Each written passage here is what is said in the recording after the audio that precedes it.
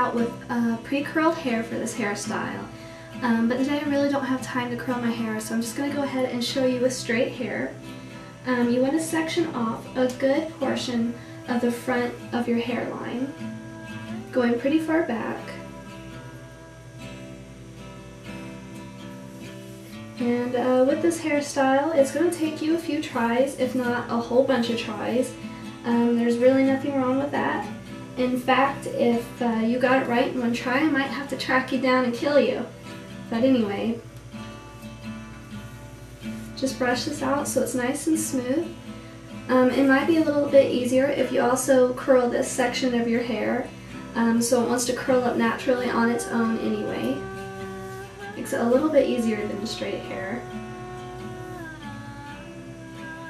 And the more hair you use, the bigger the pompadour will be, so it really just depends on what you want out of it.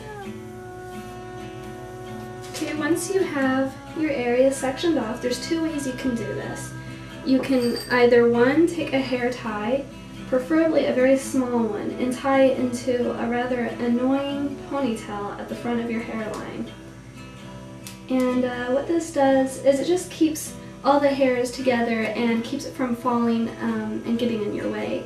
I find that it makes the ponytail stand out too far, so I won't be doing it that way, even though you can, and I do suggest experimenting. But I'm going to hold it there as if there were a ponytail, and then I'm going to take it and just kind of lay it flat, and then pin it in place.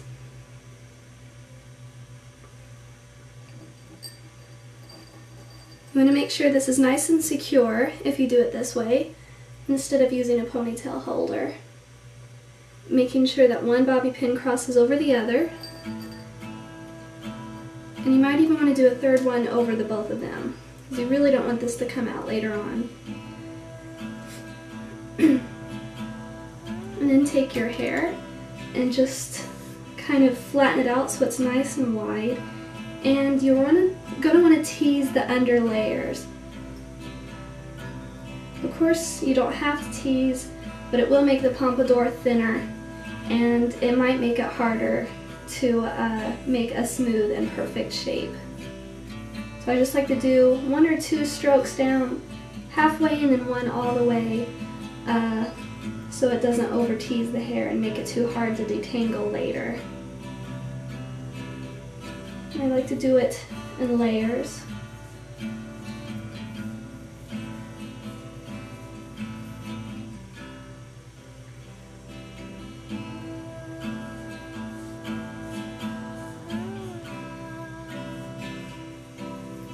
And then just smooth over the top layer. Once you are done with teasing your hair, I like to just take a little bit of the top of the pompadour and try to pin it against the back of my head in an area that can't be seen very well.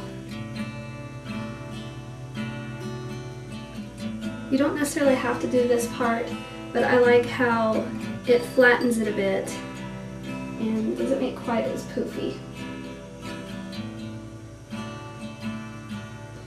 And then at this point, and don't worry about looking silly at the moment. I know it's hard when you're looking at yourself in the mirror and you got this thing hanging over your eyes.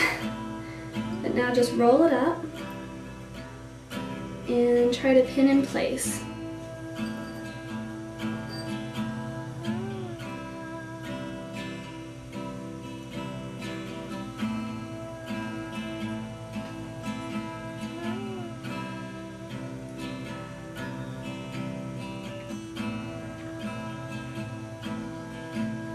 And then just kind of gently pull it apart and try to blend together as well. And then you might have some areas that come out a little awkwardly at the sides. And then just try to pin them in an area that can't be seen.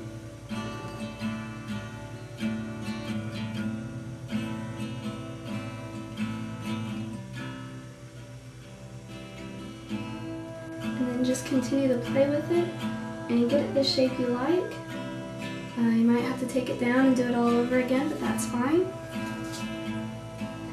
And at this point, you want to just Give it a little bit of hairspray. Not just for hold, but to smooth down the hairs as well. And make it a more even shape. You can make it as wide or as flat or as poofy as you want. And of course it'll give it a much more 40s edge if you curl the rest, or if you want to go for a more 50s approach, you can put it in a ponytail, add a ribbon, and call it good. And another thing you can do is give it a cute accessory, such as a headband or some flowers. And then again, just give it some good curls to go around it and to help fill it out. And there's your 1940s/1950s faux Spain or Pompadour. And just go creative with it and do all kinds of things. It's really quite fun and very authentic to the time period. So thank you for watching, and I hope to see you again soon. Bye-bye.